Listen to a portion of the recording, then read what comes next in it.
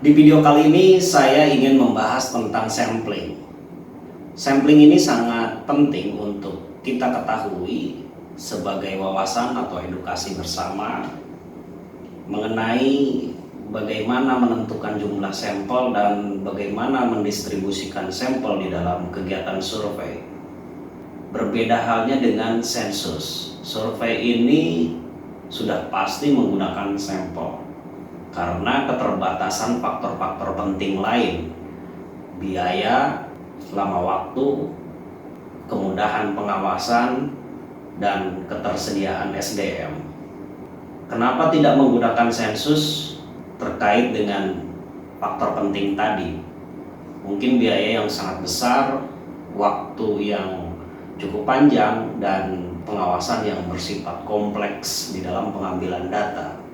Biasanya kegiatan sensus semua populasi dilakukan pendataan itu dilakukan oleh instansi-instansi yang besar ya, seperti BPS atau kementerian atau pemerintah pusat atau daerah.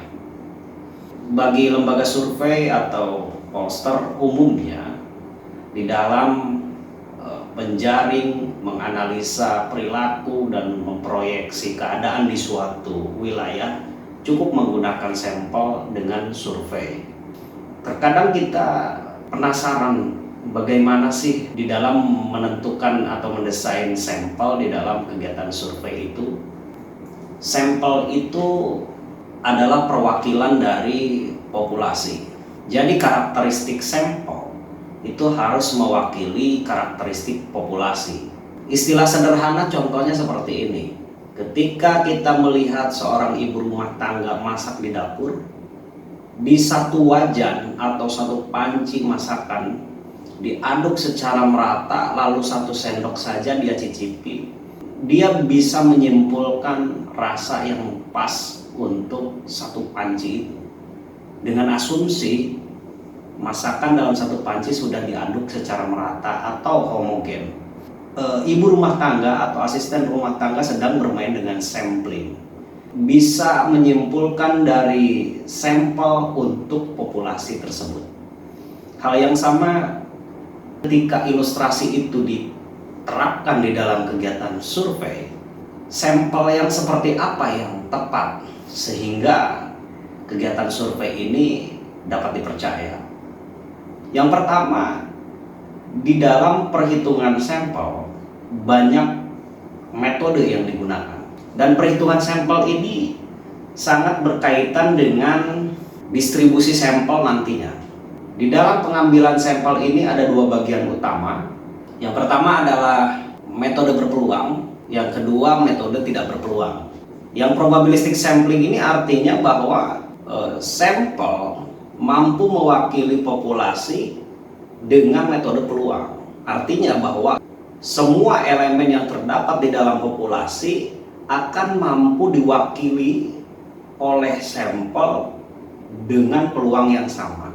Artinya bahwa semua masyarakat yang menjadi pemilih di suatu wilayah tersebut sebagai populasinya mempunyai peluang yang sama terambil menjadi responden.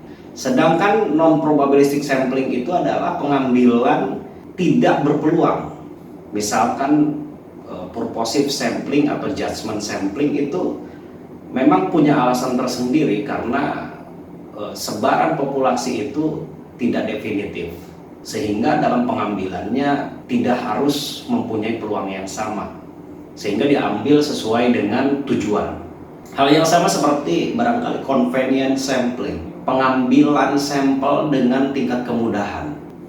Lalu kemudian bagaimana cara mendistribusikan sampel? Di dalam pendistribusian sampel kita sering dengar namanya multi-stage random sampling. Multi-stage random sampling ini adalah sebuah metode probabilistic sampling yang memadukan lebih dari satu metode sampling di dalam satu kesatuan metode untuk mendapatkan efektivitas dan efisiensi pengambilan sampling.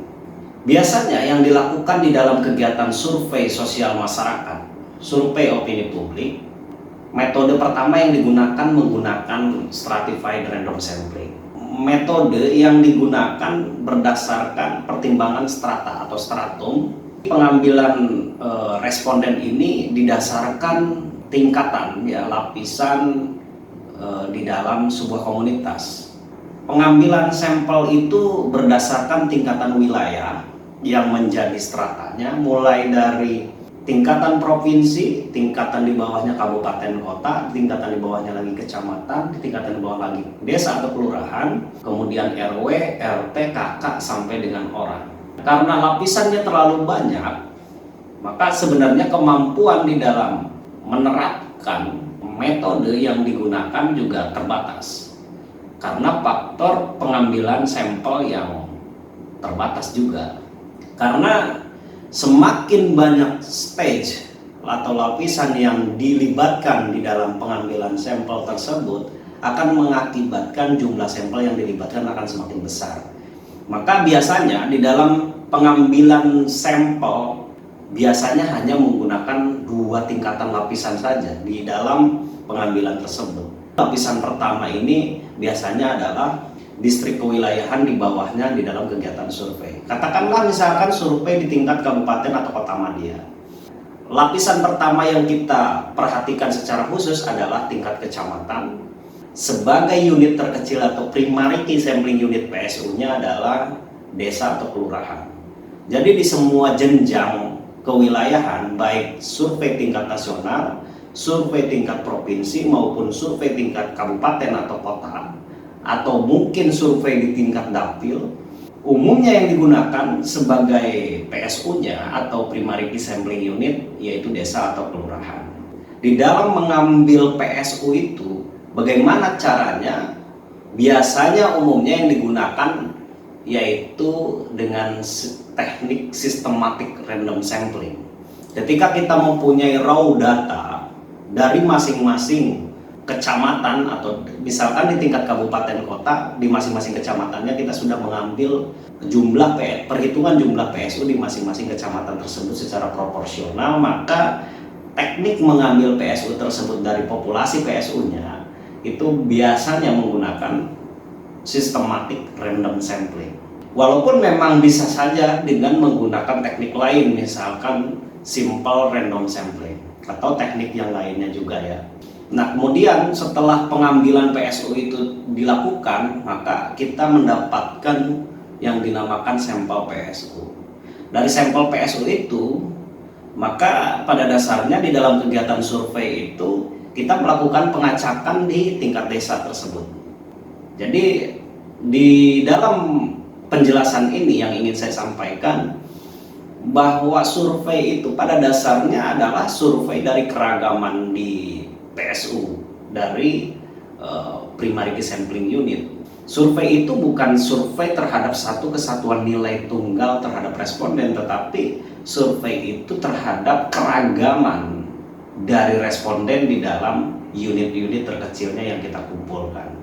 Jika metode yang diterapkan ini tepat, pengambilan sampel yang digunakan itu benar, ya, maka semestinya representasi atau perwakilan sampel terhadap populasi atau karakteristik sampel terhadap karakteristik populasi itu akan terwujud dengan baik, sehingga integritas di dalam kegiatan survei itu bisa terjaga dengan baik, menjunjung tinggi nilai objektivitas, sehingga kegiatan survei itu mampu menggambarkan keadaan real yang ada, analisis perilaku pemilih atau masyarakat juga memang objektif sesuai dengan keadaan, dan memproyeksi ke depan apakah itu tingkat partisipasi, nilai elektabilitas, popularitas calon-calon yang ada akurat, ya. Saya kira demikian metode sampling yang digunakan di dalam kegiatan survei. Jika kita melakukan survei dengan metode yang tepat, non metode yang mendukung, maka survei itu sudah pasti berintegritas.